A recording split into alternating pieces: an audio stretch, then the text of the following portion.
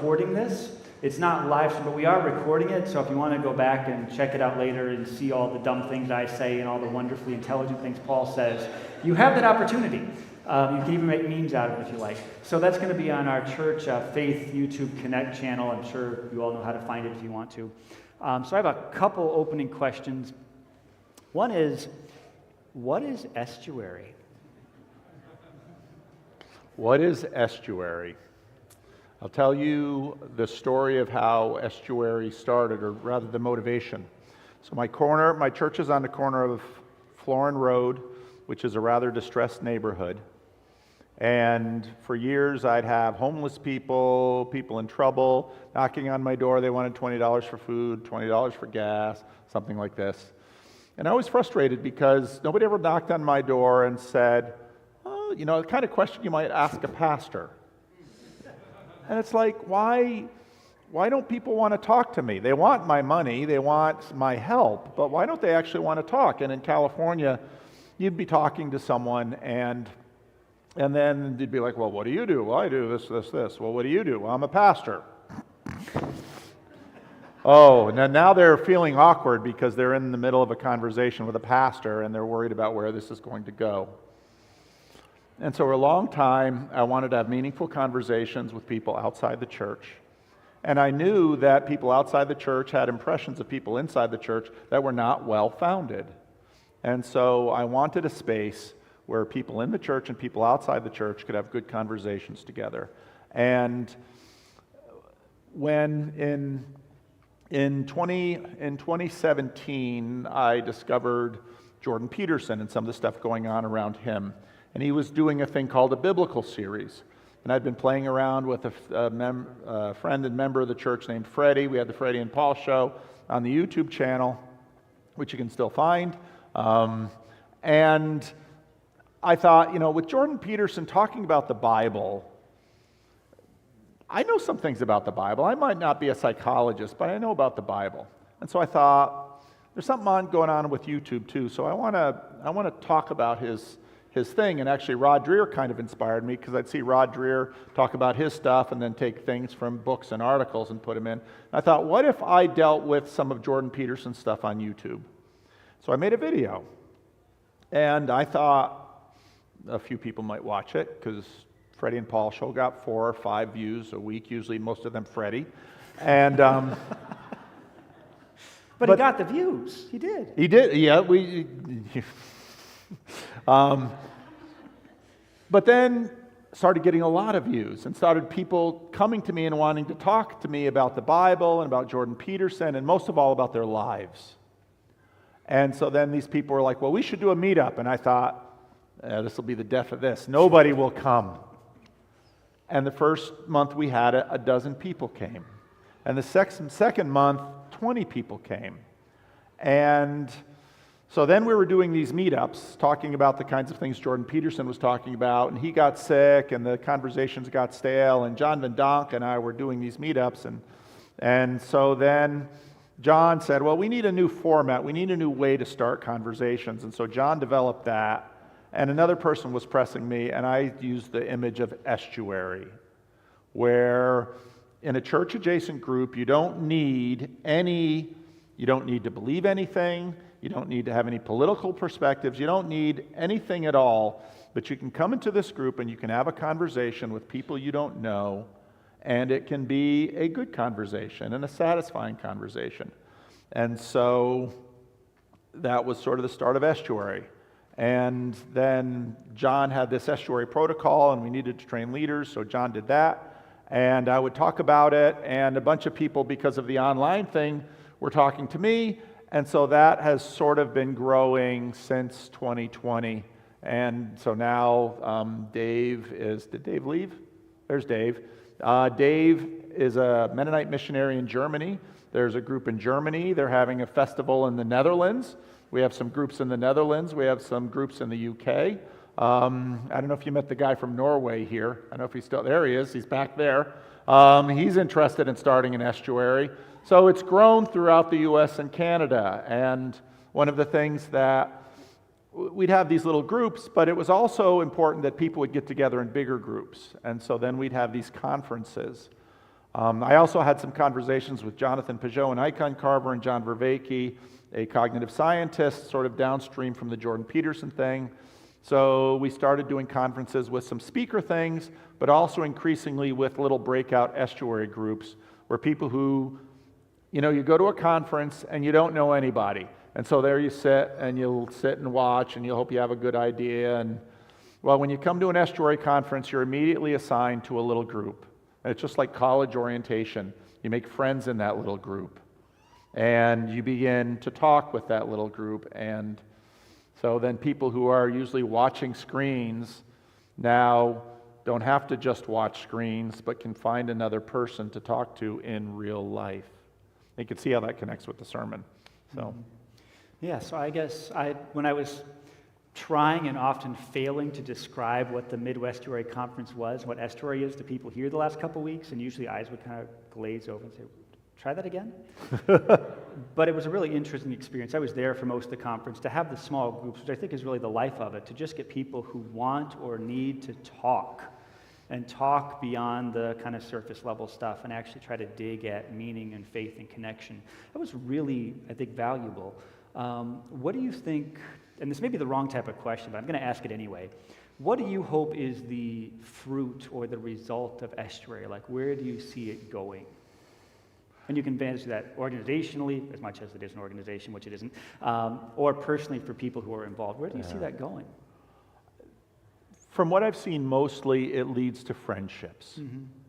And that's what we've seen, both the online thing and the in-person thing. And it also leads, again, there's a reason I picked this text for this sermon following this conference. It leans into the capacity for friendship. None of us are sort of born with the capacity to be friends. We bond with our parents. That might have gone well. Maybe it didn't go well. But we need to learn to live together. And so wherever this goes, I want people around the world to have friends and to be in communities where they can love and trust each other. Now, I decided that it would be church adjacent because if it's in church, I've run a lot of Bible studies, and sometimes other games get going in Bible studies. But one of the things I recognized for a long time with a Bible study, like in my men's group that we still do on Zoom, you have the first hour where we're talking about the Bible, and the last half hour are sort of joys and concerns, where we start sharing. Most of the people forget what happens in that first hour, but it happens in that last half hour. So this is sort of like the last half hour. But it's also a place where maybe you saw an idea on video, maybe there's something you're thinking about. You have someone to talk through it with at a deep level. And one of the things that we've discovered as we do more and more of these conferences, that the people who are in Estuary, when they come to these conferences, you probably notice that they are ready to talk. They want to get into their groups, and they're ready to listen, and they're ready to talk. And then the new people kind of come in, and they're like, what's going on here? But in that little group, they pretty quickly get up to speed and say, oh. And so I actually do this every Sunday morning at 9 o'clock. We have service at 11. We have some people who don't come to church at all. They come to the group. Other people who will stay and go to church at 11, they come to the group. And what's really cool is them getting to know each other and have friendships develop between those groups. And my church is very diverse, a lot of different backgrounds. It's people like building relationships with people who are different from themselves. As long as they sort of have a sense that this is safe, even if they're politically different or from a different background or a different age group, if you can figure out how to make the relationship work, it's really cool. So we have some of the women in our group, they grew up in the Jim Crow South. And so instead of hearing stories about what it was like to grow up, they'll tell stories. And they're not like so many of the stories we hear sort of in mass media. They're personal stories. Some of the cool things about growing up in a small, isolated community where everyone took care of themselves. And then some of the hard things about poverty. And it's all in a very personal, real way. And it's just delightful. Mm-hmm. Yeah, and this by itself is a really interesting estuary-ish group, right? Because we have the church people and the estuary people. Yep. And everyone's getting along, it seems. Yeah. So that's cool. No coffee flung in there. Not yet anyway, there's still time. So I'm going to ask you to extend a little bit into an area that you're kind of in and kind of not in. So there's a fairly steep cost of entry to get into the stuff you do in terms of watching 7-hour videos, exaggerating, but watching long videos, being connected with Jordan Peterson and John Vervaeke and Jonathan Peugeot, and there's this whole world which a few of us here are really into and a lot of us aren't. What do you think are maybe some other ways that might be possible for churches these days, maybe theoretically the church we're in, but churches these days to find other meeting spots with people who are in Christian adjacent spaces or meaning adjacent or meaning friendly spaces? Well, I think the Estuary protocol, it's amazingly simple. It's completely, there's no religious content at all. The Estuary protocols, you sit in a group, and church is no small group, so maybe 8 to 10 people in a little group.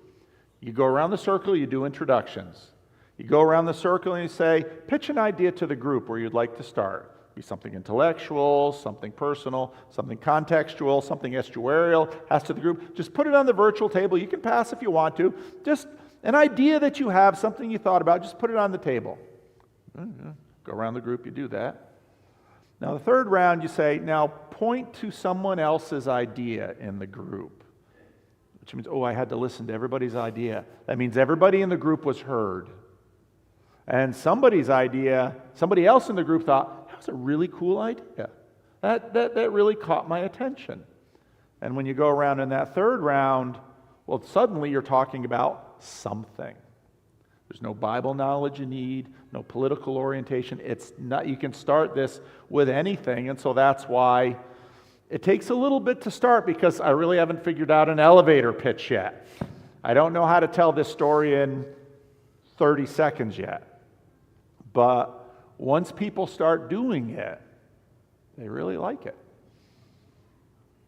Yeah, cool. Yeah, and for the faith people here, Mo Pacheco is pretty involved in a Chicago area estuary, so catch him if you want to hear a little bit more detail. I don't know if there is possibly a 30-second elevator speech. I've tried a few times, and it always turns out to be like, let me try that again. And it's a little, so you don't need a lot of people for it. What you need to do is have people who will show up regularly. So I've done it with 3 people, I've done it with 4 people, and it is hard to explain, but once people start, a lot of people really enjoy it. Mm-hmm. So part of what I want to do today is a little bit of insider baseball-ish type of things. Talking to some people at the conference, Paul does a number of CRC-focused videos, and all of us in the CRC are still wondering why the rest of you all are paying attention. But we're glad you are. It's good to be hard on your own tradition sometimes, as well as grateful for it. But I think there's some really interesting things that come out of taking some of the idea stuff and talking about in this specific church or with this specific group, this is how we're struggling with this. So I want to actually start by asking you to talk a little bit about your church. Where is your church? What's your church been like? Where are you these days? So I actually just put out a video about the future of my church. My church was founded in 1963. It was founded by a guy who came to Sacramento, a home missionary in the late 50s, who, and you guys, the CRC people understand this, the other people won't. He went through the Sacramento phone book and looked for the Dutch names. And he called everyone with a Dutch name that sounded like they might be CRC. And all of you in the CRC know what a CRC name is. And he called them and he asked, would you like to be a member of a Christian Reformed church? And those that said yes started.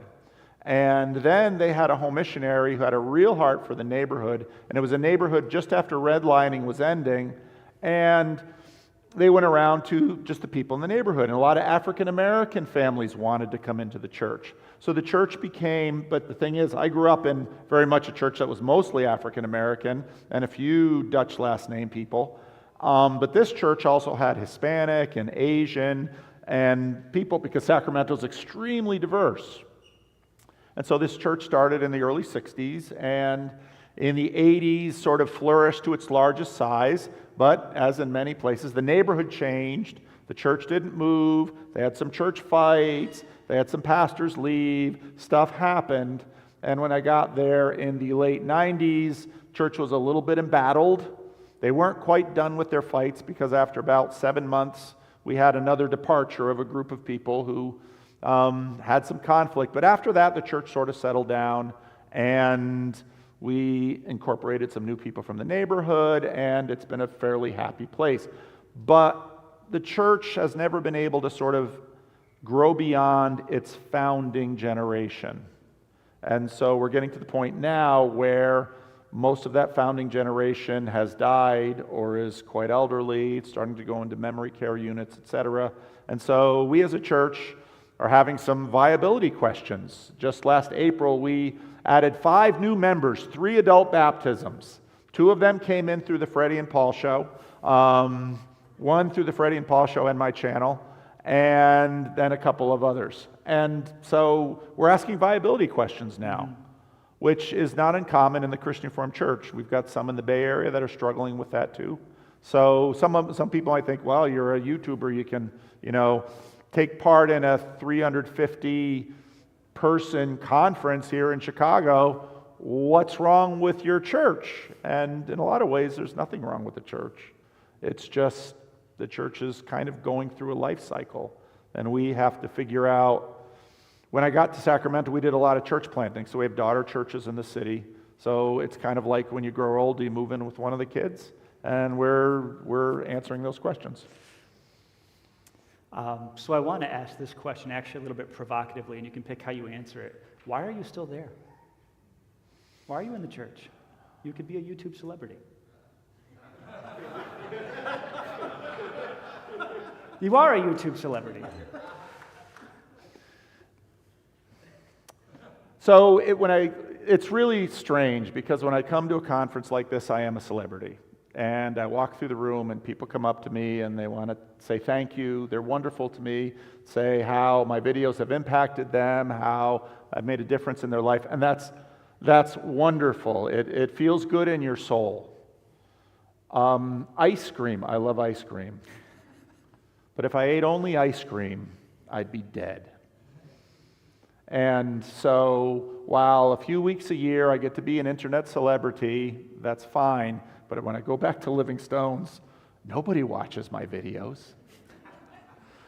Nobody. It's so funny because people sometimes say, oh, sure, your wife must know. And it's like, my wife has never watched a single video I've made. And when people ask her, she says, why would I? I live with the guy. Why would I want to listen to him do that? So, that church has been very good to me. That church has loved me well, and I love them. And I know for many of the people in the church, what they really most wanted is that for them to live their life in a church that they love and have been very faithful to, and have the church be faithful to them. And so, to the best of my knowledge, I've tried to do that for them and do that with them, and we have done that. But being there has also been very healthy, and it's also fun. So if you watch the Freddie and Paul show, I remember when the other YouTube, the Jordan Peterson thing happened, it's like, oh no, what am I going to do with the Freddie and Paul show? Because it's a little unwatchable. Just try and watch it. But when people watch the Freddie and Paul show, they get something. Because Freddie's disabled, and we haven't done the Freddie and Paul show for a little while because he has sort of fallen into a hole and gotten depressed, and it happens every 7 or 8 years, and he'll work his way out, and then we'll be doing all the things we do on the Freddie and Paul show again. We'll be going out to lunch. Doing the normal work of a pastor is exactly what my sermon was about today.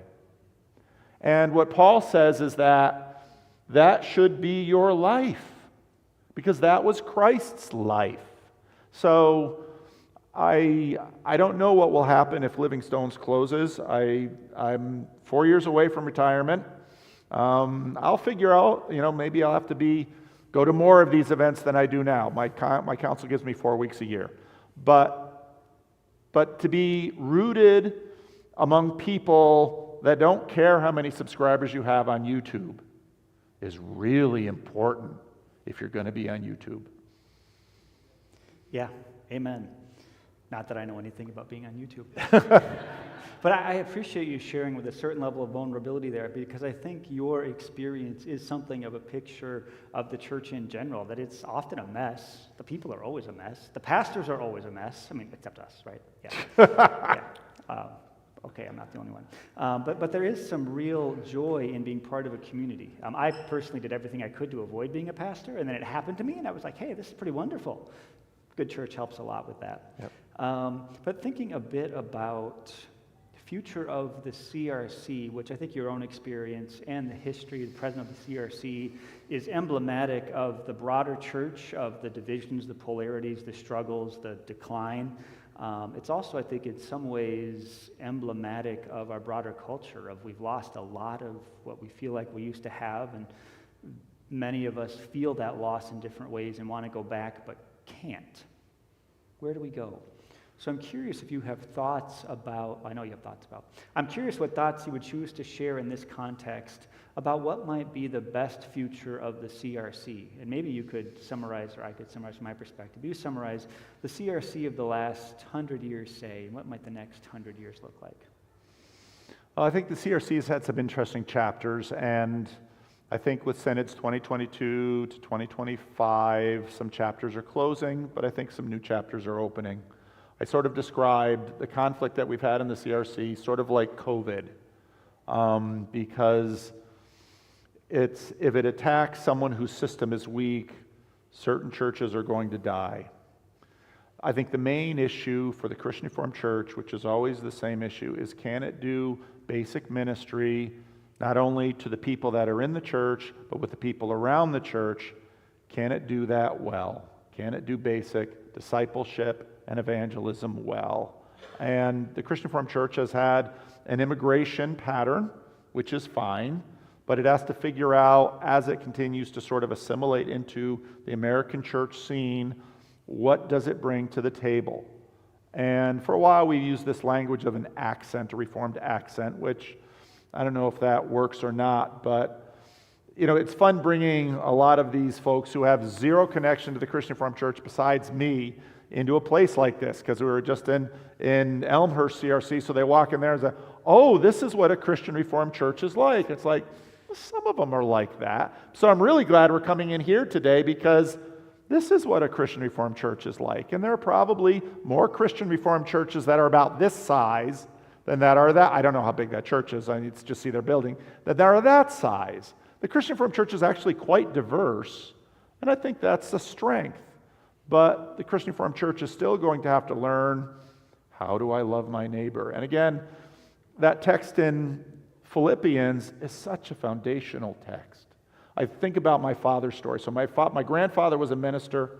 My father grew up in Depression era, World War II era, Midwest. All these tiny little farming communities. My grandfather, kind of a boring preacher, didn't have any prestigious pulpits. And then my father goes to Calvin College and meets my mother and gets married and has two calls, one to rural Alberta and the other to Paterson, New Jersey. But the Paterson, New Jersey call is a call to a chapel that's got a few really warm-hearted Dutch people and all kinds of African Americans who had moved up from the Jim Crow South. And I think about the fact that when my father went to Paterson, New Jersey, he had zero experience with African Americans. He grew up in Minnesota, Wisconsin, and there weren't any black people around any of these places, way out in the sticks. And he comes into Paterson and he spends 36 years there ministering to people, and they loved him. Well, why did they love him when he didn't have all this specific knowledge about their culture and yada, yada, yada? He could learn those things. But they loved him because what he saw from his father, who, like I said, wasn't a very exciting preacher. I've got stories about that. But my grandfather was loved because he knew how to love people. And so my father came to Paterson. He didn't know anything about black folks, but he knew how to love people.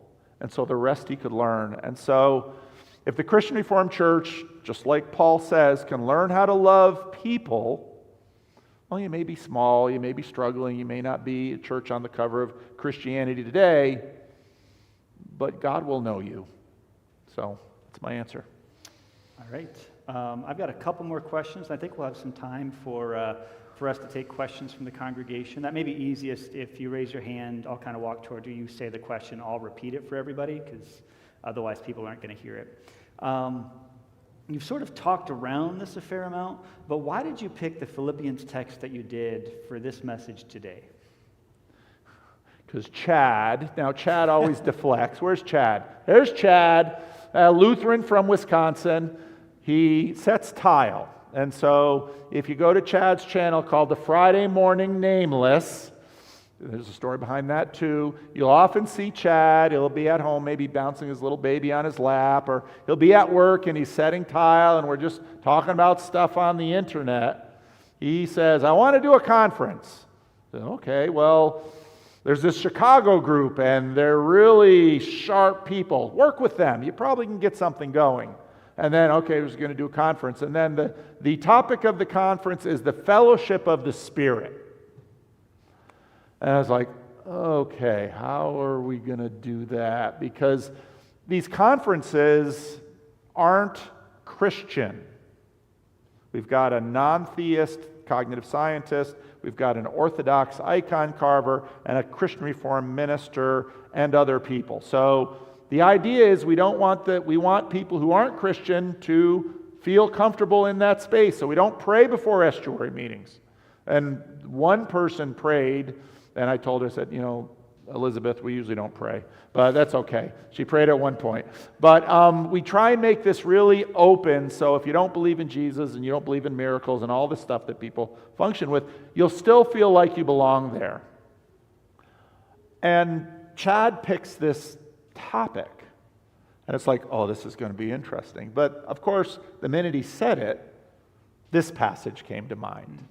And because this passage came to mind, I could see that this needs to be about love, because the fellowship of the Spirit is a fellowship of love. So that's the title of the conference, and I got a chance to read a little bit of that passage for my keynote at the conference, but then with the opportunity to preach, then I can sort of do my thing, because we're not in Estuary, which is church adjacent, we're in the church, which is right here. Yep. So I have one more, it's more a topic than a question maybe, and then we'll open it up. And it looks like we have a mic actually we can bring around. You good with that, Chris? Okay. So there's this, I don't know quite how to describe this conference either, the Multiply Conference coming up in a couple months with Scott Vanderploeg's church. And I think what they're going after is how can the CRC not die, but they're using language of leadership development, making disciples, church planting.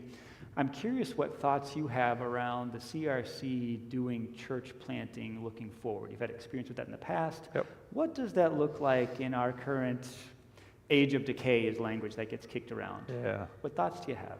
Well, I've been talking to Scott about that conference, and I like that conference. And we planted churches in when we were planting churches in Sacramento, the first thing we did was bring in interns and residents. Because to plant a church, you can plant a church without money. You can plant a church without a building. You can start to plant a church without people. That's sort of the whole point of it. But you need a leader. And right now, sort of with the diversity of kinds of churches in the Christian Reformed Church, I think focusing on leadership development is a good place, because we're going to see a lot of different leaders develop from a lot of different places. So one of my colleagues in Davis, he's a church planter, he's like, his church is very liturgical. They do communion every week, and they have a very set liturgy. They sort of look Anglican to a lot of people. Leaders that go through him are going to kind of look like that. Leaders that would come through Living Stones would probably kind of look like me. And so leaders that come through different places are a way for the church to grow. And then once you get leaders, followers will come. And so, and the Christian Reformed Church has always, when you look at some of the storied history of the Christian Reformed Church, you look at, Resonate was World Missions, who I used to work for. When you think about World Missions, you think about Johanna Veenstra. She didn't start with the Christian Reformed Church. They didn't have any missionaries in the Christian Reformed Church. She just went and did it. The Christian Reformed Church came around her. Back to God, which is, of course, big in the Chicagoland area. Usually someone started something and the denomination sort of came around. And so I've started Estuary, and I would like the denomination to come around. I'd love to see more estuaries in Christian Reformed churches. But if not, we're going to keep doing it, and we'll... one of the guys from the conference has now gotten permission from his priest to actually have an estuary in his Catholic church. There's an estuary in a Lutheran church not too far from here. So I'll help churches all over start estuaries. But I would love for the Christian Reformed Church to say, we could use this estuary thing.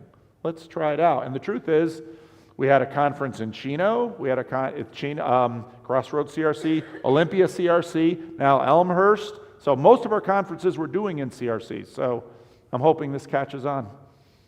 Cool.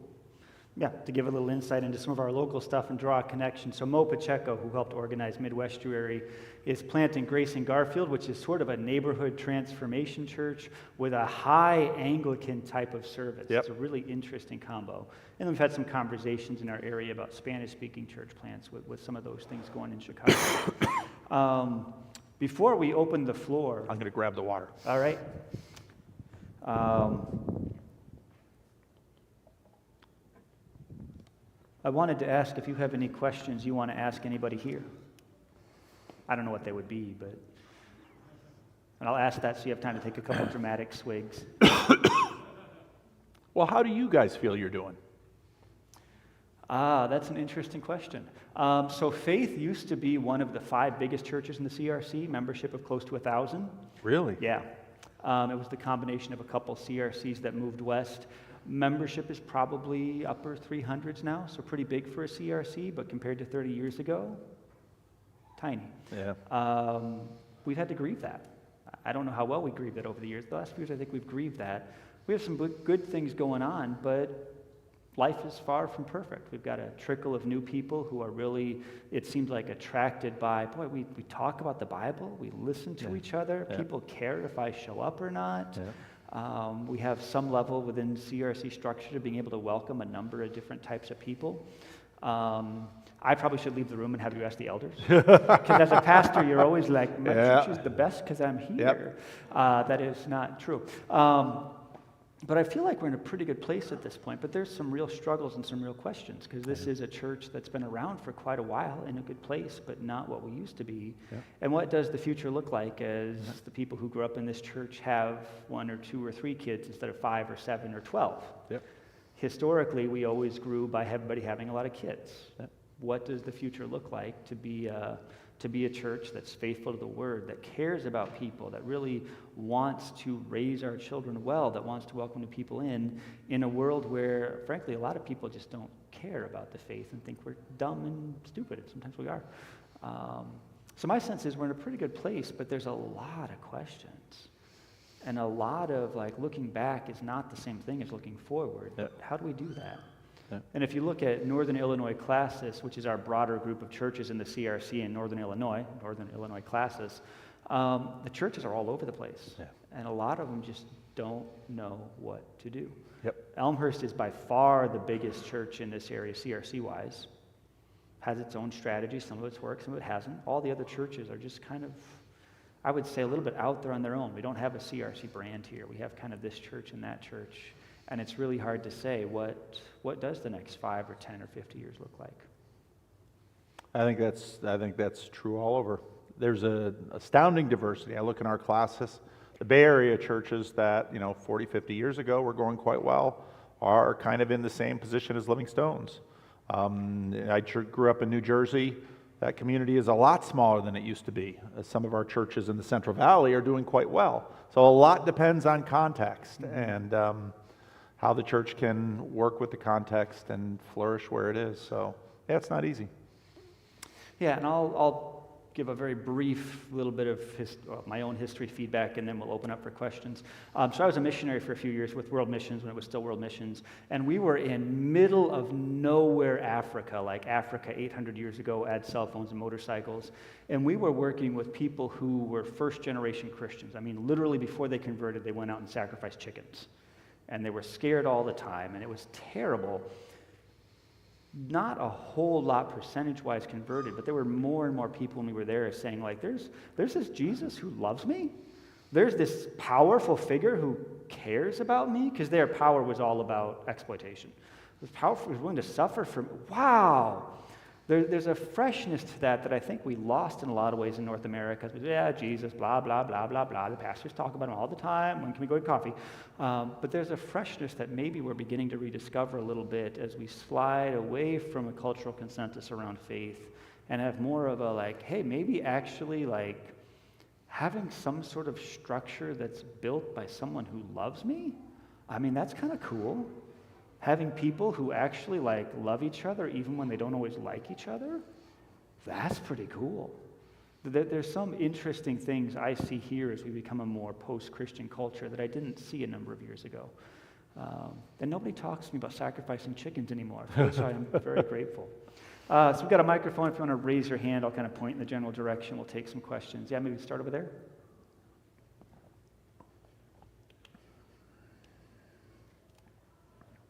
And maybe could you say your name first and then your question? Hi, yes, I'm Caleb Ho. Let's see, my question. So we talked about a lot of stuff at the conference, and this is kind of, I guess, conference specific. I'm wondering, what do you least either think we should or recommend when we go back and return to our homes? I mean, this it feels like at the end of a Christian conference, like, oh, at the end of your conference, you're all going to feel the high of the Holy Spirit, and then you go home, and then you're going to be like, oh, no, what are you going to do? It just returns to regular life. Well, I feel like there's a little bit of something like that going on. I was like, okay, it's amazing. Everybody's come together, wants to talk about all these fantastic things, and everyone wants to be friends, and it's like, and we get to see all these fantastic things on stage and learn as much as we can, and then at the end, it's like, okay, now we're home, and everything's basically the same as it was. What do we do now? That's always the dilemma of a conference. And conferences, I'm always thinking about these estuary conferences, big ones, small ones, which do we do? But whether it's a little retreat, estuary retreat that I'm running, or a big conference like this, that dynamic is the same, which is partly why I'm glad that we call it this little corner of the internet, or TLC. That's online, so that doesn't end. That continues between the conferences. But I think, if you want to do something, it's similar to what we always talk about. So John Van Donk was there. Did he go to be with the Lord? Oh, no, he just went to the other side. He just moved closer to us. John Van Donk and the Estuary leadership team have something called ElseNet, where you can learn, and I just encourage people, try to start an estuary around you.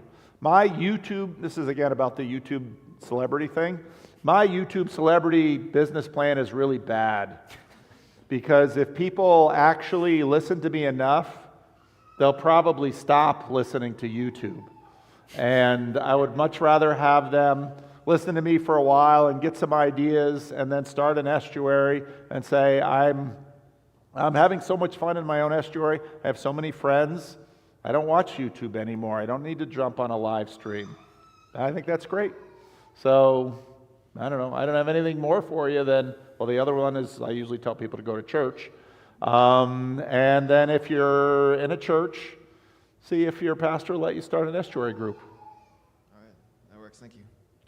Maybe just go right down the aisle there and then up here.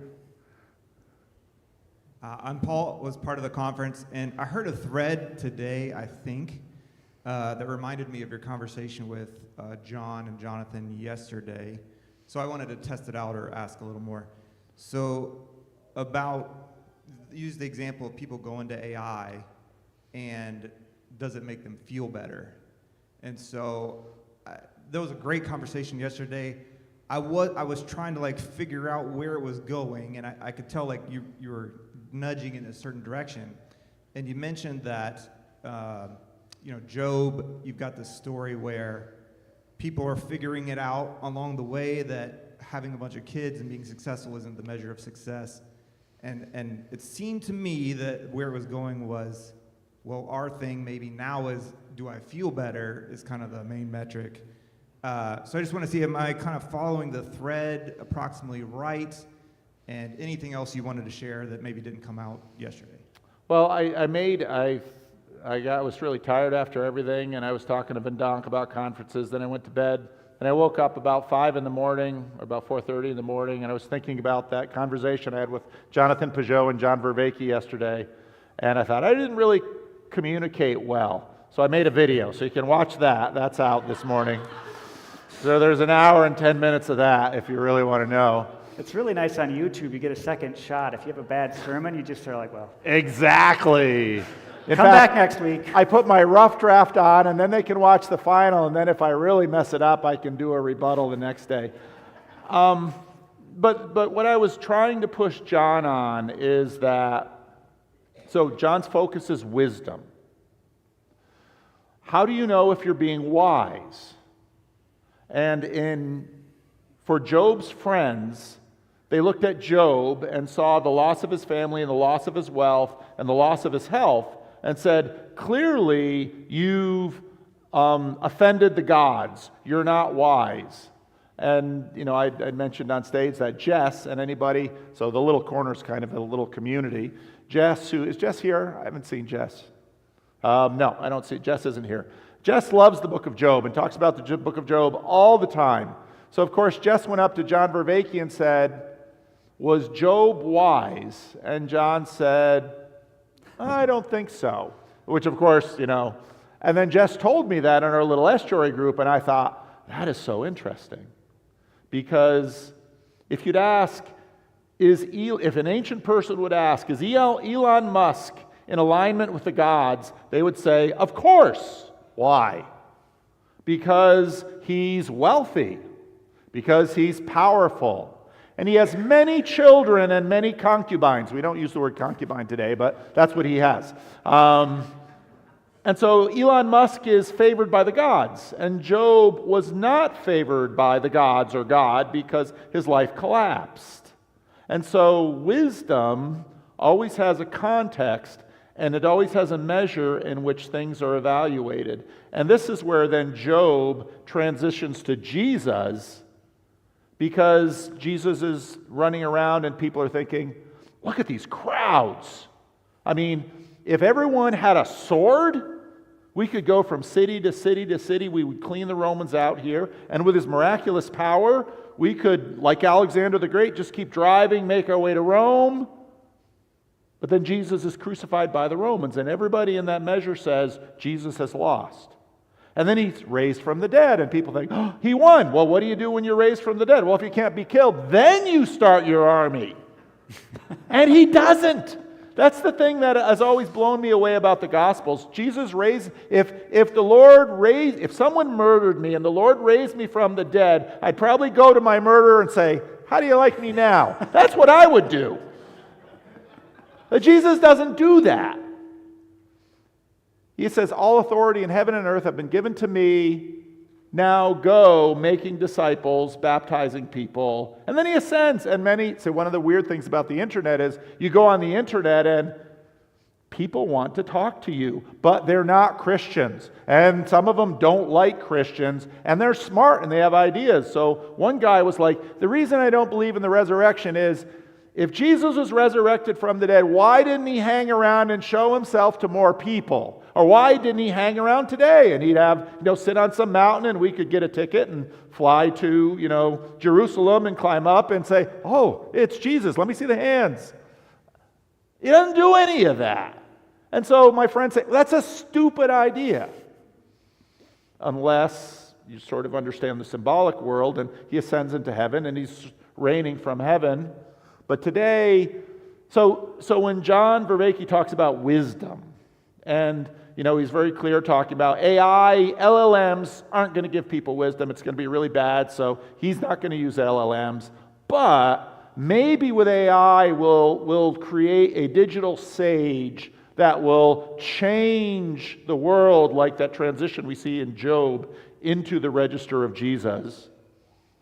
And my question is, how would you know it? Would the person who goes to that special AI somehow live a life like Elon Musk? Is that the measure?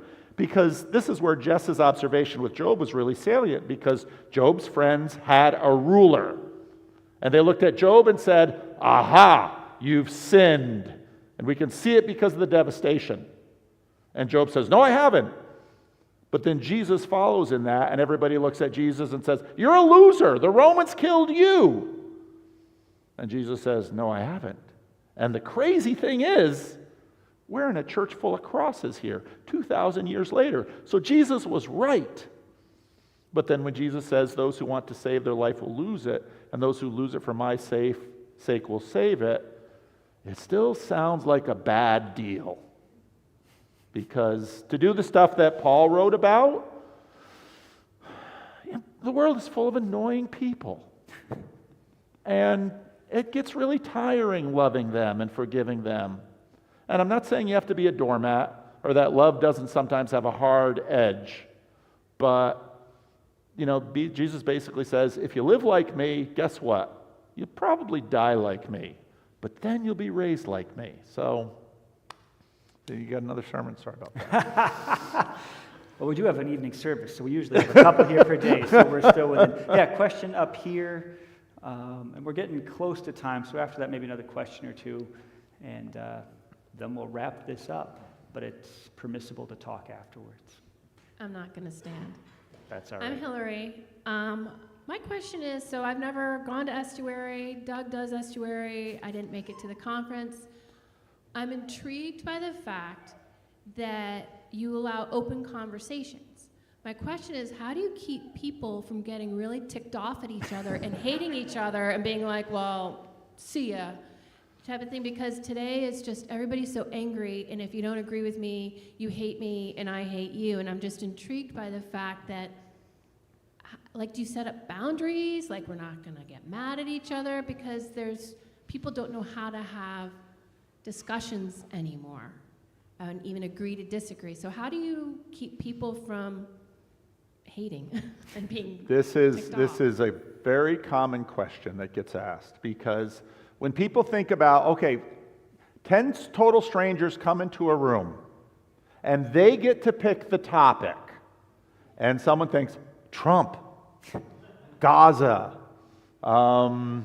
DEI, and there's all these issues out there, and you'd think Estuary is going to last 15 minutes in the first meeting and it's done because someone will say something boneheaded. Now, I'm not saying this can't happen, and I'm not saying it never happens, but it usually doesn't happen. Why? Because you go around the room, and I've had it many times, someone will bring it, they've come to this meeting and they're like, I want to talk about Gaza or Israel or something like that. And they'll pitch that on the table. Everybody else in the room hears that and they think, I don't want to talk about that. I'm not going to vote for that guy. And it's been so funny because in our little local estuary, we usually have 8 to 10 people in on Sunday morning.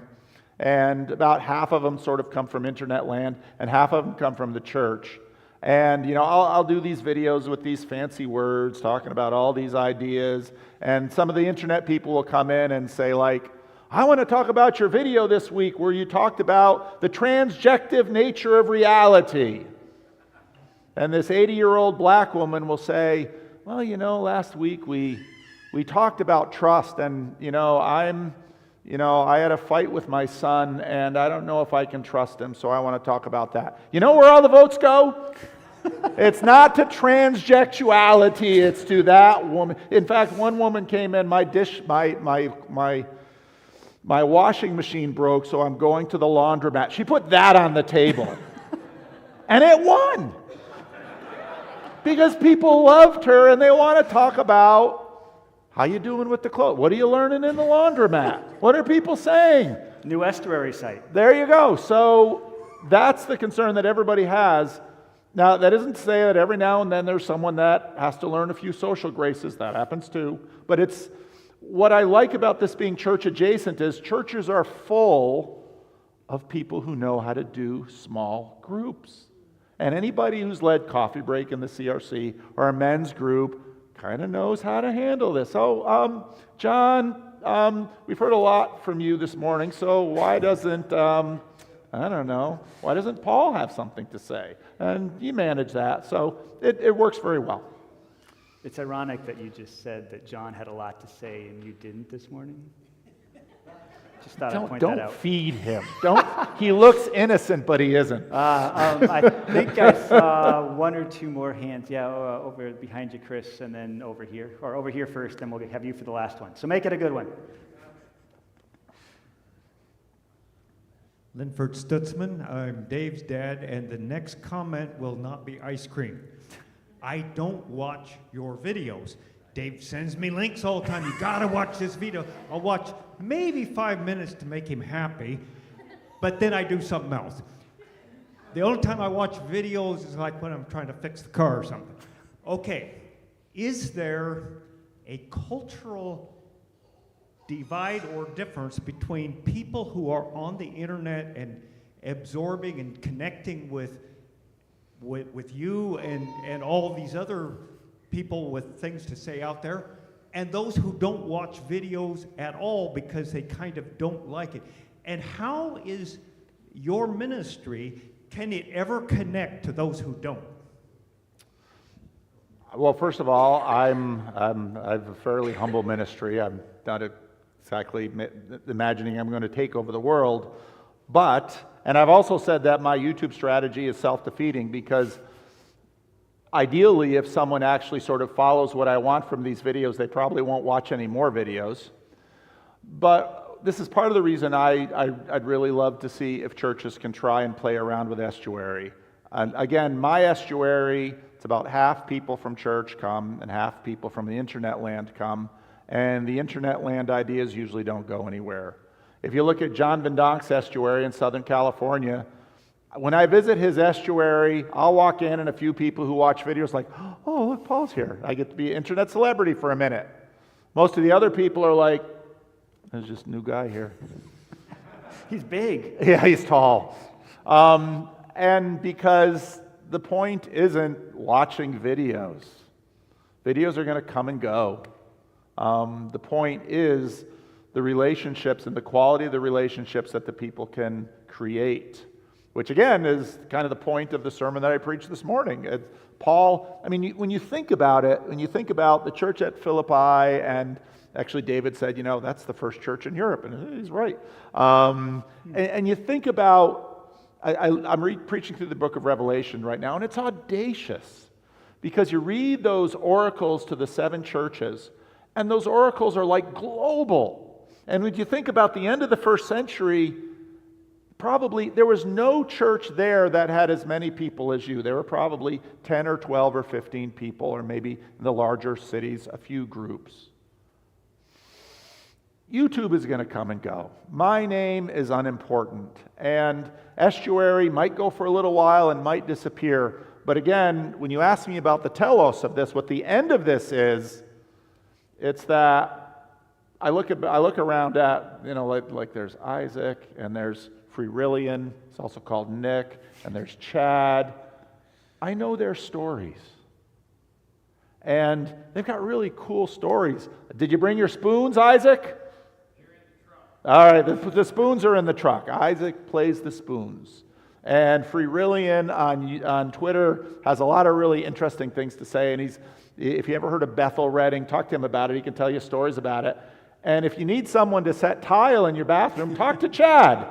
But he's also a super creative guy who does these incredible things. And he's got a beautiful little baby and a wife. And he's got the kind of life you never would have imagined he has. There's the gold. YouTube, So that's what I want. One last question.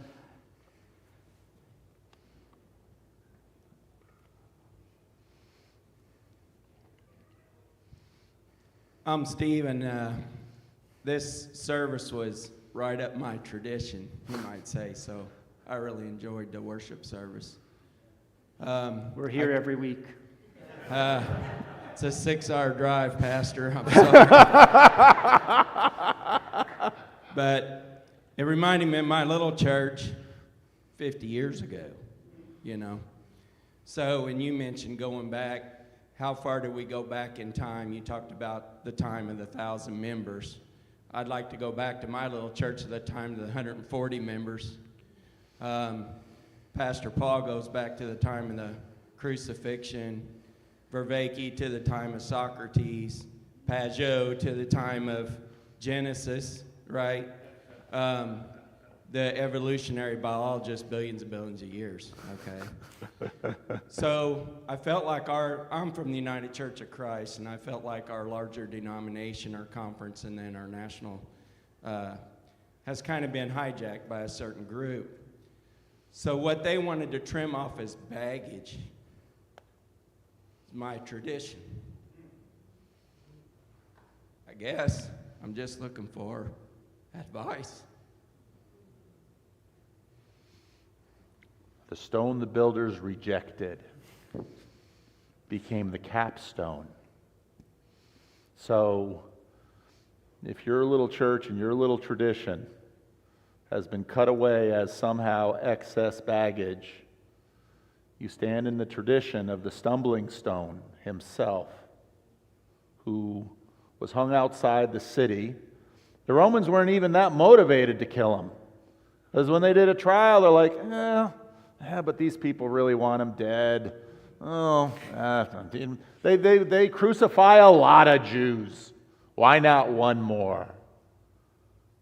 And that's, now some inside, this guy did miracles and this guy did this.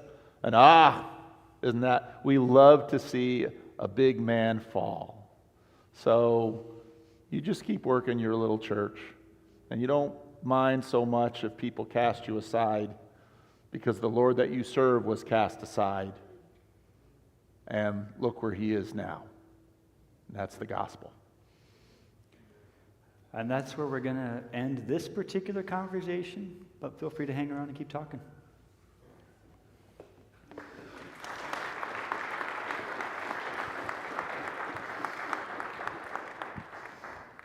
Thank you.